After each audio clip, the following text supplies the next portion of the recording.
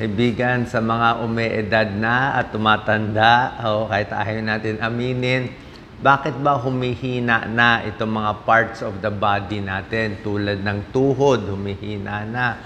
Pag mga age 50, 60, leeg, maaga pa, humihina na. Edad 40, edad 30s, kaka-cellphone. Likod, lower back, humihina na, madalas sumakit. O minsan yung paa baka mga edad 40, 50, sumasakit na.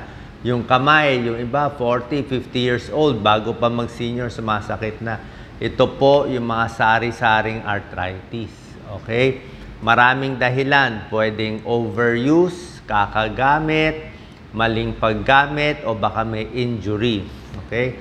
Pagdating ng may edad na talaga, pagdating ng 60 years old, karamihan, maraming sakit sa katawan, mga arthritis at joint pains. Pero ayon sa pag-aaral, kahit may edad na tayo in the future, pwedeng hindi ka mag-suffer sa joint pains at arthritis. Pwede maiwasan kung mag-iingat na tayo habang maaga pa. Dalawang klase ng arthritis. Yung unang arthritis, yung tinatawag na osteoarthritis. Osteoarthritis, ito yung wear and tear ng katawan, yung kakagamit, kakalakad ng malayo sa mga nagwo-work, manual work, 'di ba? Nangyayari sa tuhod natin, sa joints natin sa paa. Ito palagay natin, ito yung buto natin, may cartilage yan, may balot, parang sa bulalo, 'di ba? May balot na parang plastic. Tapos sa gitna niyan may tubig pa yan, synovial fluid, para hindi siya magdikit, para maganda yung galaw ng joints natin. Pag tumatanda, pag overuse, baka na sobrang buhat, na sobrang trabaho, na sobrang piga, ito yung cartilage, numinipis. Sa osteoarthritis, numinipis siya. So, lumalapit itong dalawang buto. At yung tubig sa gitna, synovial fluid, minsan, nadi-dehydrate, ayaw minom ng tubig, o hindi na healthy, dumidikit yan. Pag dumikit yung buto sa buto, tapos naglalakad ka, sobrang sakit yan. Mapapaiyak ka sa sakit. Kaya anong gagawin pag nagdikit na? Yung iba may ini-inject, yung iba inooperahan na, may mga knee replacement. Kaya bago tayo umabot dun sa pagkasira, meron tayong tips, 10 tips para makaiwas. Okay? Kung bata pa kayo, makinig na kayo dito para makaiwas pa. Another arthritis na common din ay yung rheumatoid arthritis. Sa rheumatoid arthritis, ito po, autoimmune disease. Ibig sabihin, yung katawan natin nagpo-produce ng mga chemical laban sa sarili nating katawan. Mga antibodies, laban sa sarili nating katawan. Ito, mas bata, tinatamaan ng rheumatoid arthritis, baka edad 30s, 40s na babae, may lagnat muna, tsaka yung mga joints niya, namumula, mainit, namumula, may maga. So ito pinapatingin sa mga rheumatologist, may mga ibang gamot. Pero ending ay swollen joints pa rin. May mga joint na weak points natin, mahina, like tuhod. Ang tuhod kasi talagang natatagtag yan. Yung lower back, lagi tayo nakaupo, nakatayo. Yung leeg, pag tumatanda, ano talaga, humihina yung leeg. Yung shoulder, di ba? Yung paa, kakalakad, lalo na yung kamay, di ba? Kakapihit, kakaikot, kakalaba, kamay talaga nai-injure sa atin.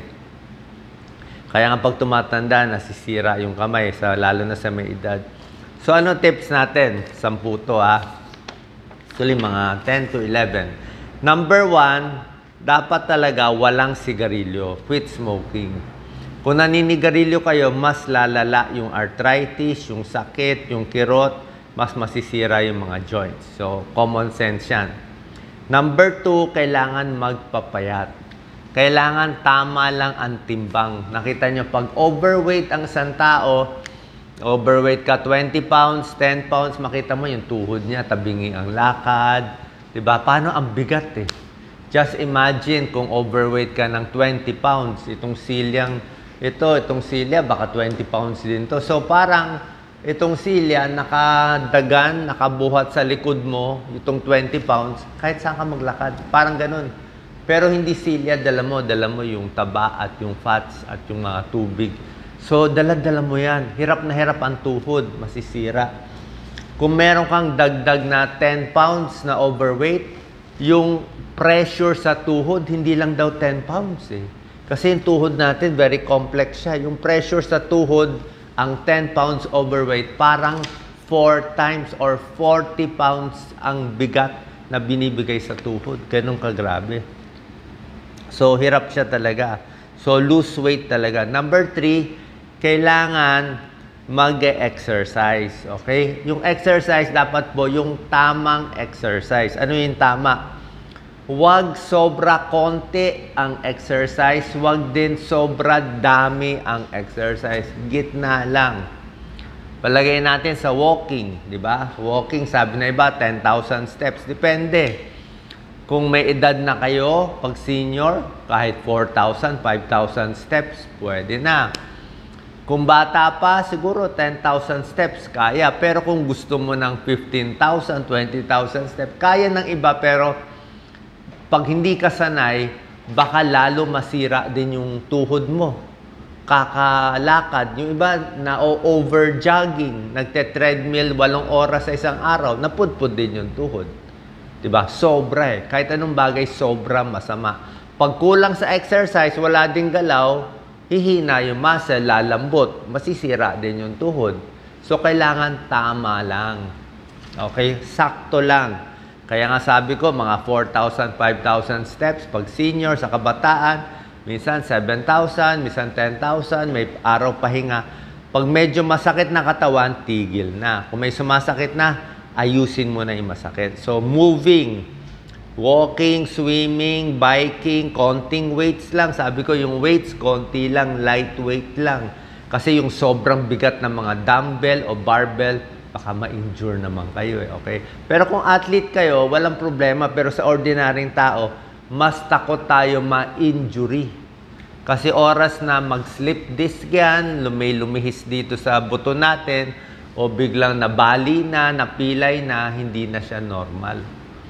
Oras na masira na, nabali na yung kamay, napilay na ankle sprain na, hindi na siya normal eh. Hindi na siya normal. So, mas mahina na siya. Okay? Tuloy-tuloy exercise, tuloy stretching. Konting iwas, ito payo ko lang, pag tumatanda na, kahit 40s, 50s, iwas tayo sa medyo delikadong sports.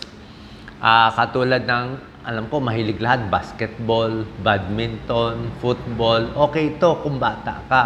Pero kung 50s, 60s, pwede pero ingat kasi high impact siya eh, di ba? Badminton, maano sa tuhod, tatalon-talon, mabilis matwist, di ba? Tingnan niyo yung mga basketball player na sikat noon, lahat maraming knee problem. Di ba? Lagi sila maraming balot-balot. Kasi nga, atleta na yon. Eh, paano kung di ka pa atleta? Ito yung mga contact sports eh. Basketball, di ba? Bungguan. Di ba? Football, bungguan. Lalo na kung boxing pa ang gusto mo. So, medyo ingat sa ganoon kung gusto natin mas safe. Number 4, syempre, bukod sa moving, dapat galaw-galaw para hindi pumanaw. Bawas ang upo, di ba? Pag nakaupo matagal, galaw-galawin yung paa. Sa pa, dapat kompleto equipment. May rubber shoes ka. Maganda yung rubber shoes mo dapat. Every year, pag pudpud na yung rubber shoes, papalitan. Para ang masisira, yung rubber shoes, hindi yung tuhod mo. Check ang paa, check ang tuhod. Sabi ko nga, konti-konti, dahan-dahan ng exercise. Number 5, iwas sa mga matatamis. Lahat ng matatamis. Iced tea, soft drinks, energy drinks, kahit yung mga sports drinks, kung di nyo naman kailangan. Kasi calories yan, tataba. Pag tumaba kayo, mas bibigat, masama sa tuhod, di ba? So, bawas sa matatamis. At number 5 din tip ko, uminom ng maraming tubig. 8 to 10 glasses of fluid or water. Kasi nga, ang joints natin, synovial fluid, may tubig yan eh.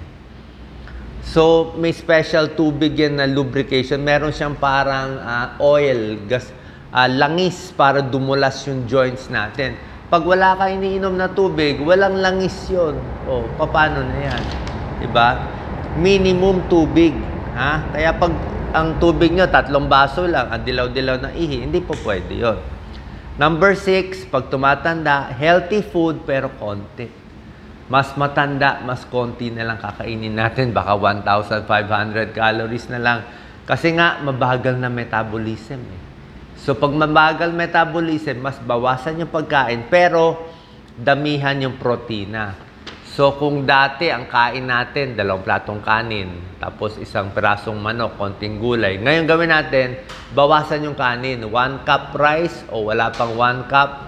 Yung protina, pwede pa rin 1 pirasong chicken o pwede gawin mo 2. Mas damihan mo yung protina, bawasan konti yung carbo tsaka maraming gulay. Para at least protein kasi kailangan ng may edad for muscle. Kasi humihina ang muscle pag may edad. Number 7, matulog ng sapat. Okay? Kompleto ang tulog, mas hindi masakit ang arthritis. Number 8 tip, magugulat kayo, be happy lang. Bawas stress, be happy. Huwag ka lang magpapaka-stress, mas relax ka lang, mababawasan sakit ng katawan. Pag karamihan ng mga joint pain, ito sa leeg, ito sa likod, ito sa tuhod, stress po yan.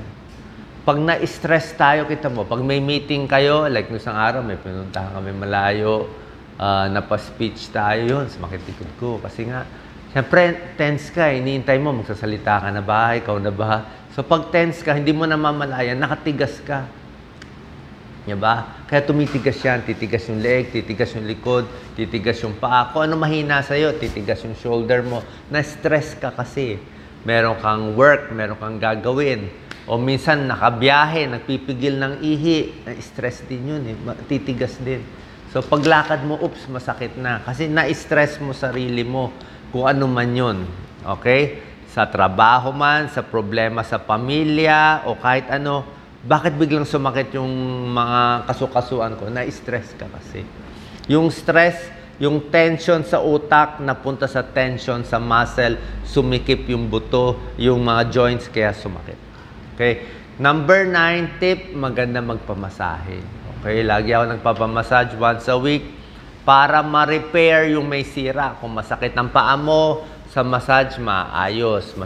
Or kundi self-massage. Meron yan mga knots, knots, K-N-O-T-S, yung mga buhol-buhol sa Tagalog, ano yan. Lamig. May mga lamig. Tunay ang lamig. May mga lamig. Ako, may lamig ako dito. Lagi ang bilog ko. Ako, naririnig niyo, tumutunog siya. Yan. May bilog siya doon. Yan. Kasi dati ng bata ako, nakatabing niya ako. Yan. So, kanya-kanyang lugar. Ako, yung lamig ko dito malaki.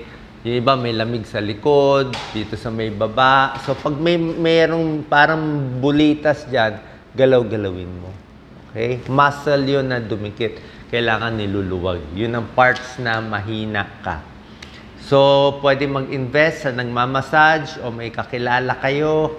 O kundi palitan na lang kayo ng massage. Pero moderate massage lang doon sa mga muscle. Dapat marunong kasi oras na, let's say masakit dito, oras na lumambot na yung muscle after 5-10 minutes, tama na.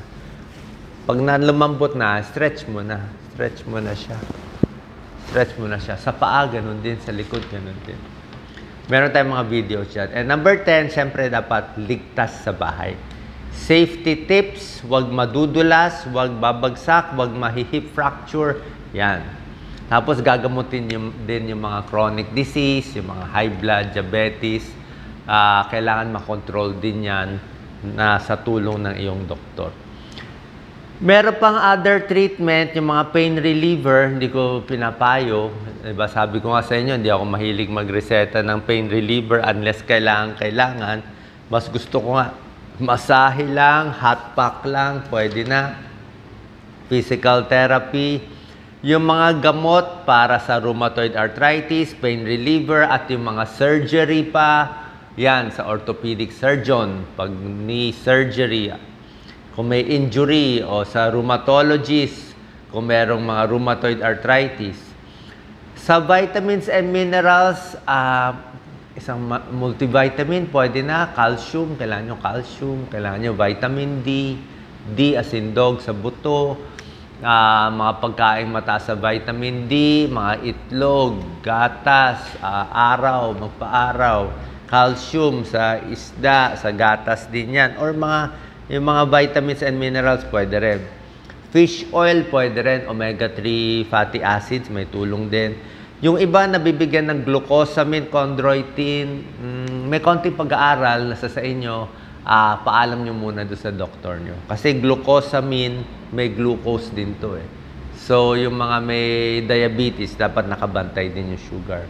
Meron pa ibang treatment, mga acupuncture, alternative therapy. Pwede nyo rin naman po itry. Pero basically, galaw-galaw, basta pag sumakit, kailangan moving. Walking, minimum. Pinakatip ko lang, hinay-hinay, galaw-galaw yung katawan. Mas gumagalaw, mas maganda, mas nagagamit natin. Use it or lose it eh. Pag hindi mo na ginagamit yung katawan mo, hindi ka na makakagalaw. Marami ako nakikitang mga may edad sa mga barangay pag nag-iikot kami. Kahit masakit likod niya, masakit paa niya, nakita ko naglalakad. Lakas ng muscle. So, okay lang yun. Kahit masakit, okay lang. At least matigas yung muscle mo. Ibig sabihin, yung foundation ng katawan malakas. Diba? So, kahit may sakit, kaya pa yun. Mas ayaw ko yung malambot na yung katawan, mahina na, hindi na naglalakad, nakaupo na lang, nakahiga na lang. Yun, mabilis ma-injury. Baga sa foundation, mahina na kasi. So, okay lang maglakad-lakad. Kung may back pain kayo, pahinga lang one day. Pag okay na, lakad-lakad.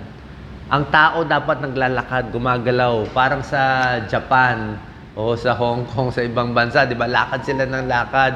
Kaya sila mahaba buhay. Okay? Move para kailangan po natin. Sana po nakatulong to. At kung meron mga sintomas, syempre, pa-check up tayo sa